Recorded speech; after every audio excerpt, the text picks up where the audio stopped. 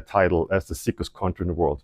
Well, let's go back to the 80s. In the 80s, tobacco companies such as Archer Reynolds and Philip Morris, if you remember in the 80s, that's when all the lawsuits happened, right? And the government came out and told the people, hey, smoking is bad for you, you get cancer and heart disease. And for some reason, people actually listened and stopped smoking. As a result, they lost billions of dollars and they had to come up with an idea.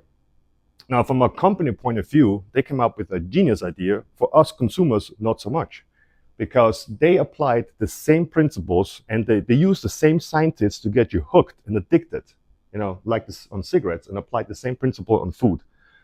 And that was the creation of the ultra-processed food, which dominates the market today. 70% of Americans eat some shape and form of processed food every single day. They created the bliss point.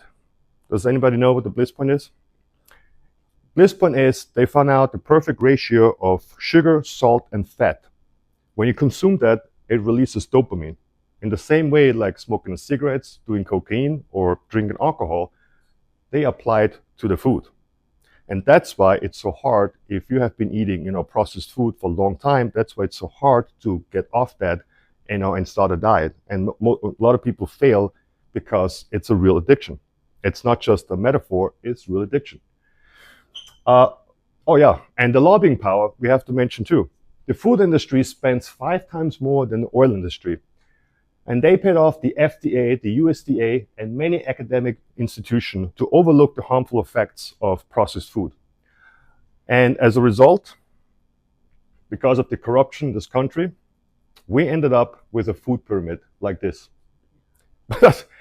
When this came out, every influencer, talked about this because they couldn't believe that this is actually, real. Can anybody tell me, what's wrong with this picture? Or what they all have in common? This is not a food pyramid, for health. This is a advertising company for processed food company. This is so obvious wrong. Like 90% of everything on here is ultra processed. If you would eat this every single day, I can promise you, you will end up with type 2 diabetes and chronic diseases. 100% without a doubt. Let's go over it a little bit.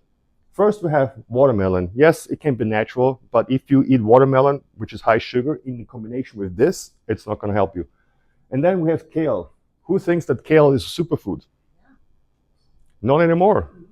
Kale is actually not so super because we found out they're so high in those plant chemicals such as oxalates. If you have joint pains and you consume kale, it inflames it even more. Then we have frosted mini wheats, unsweetened almond mix, non-fat frozen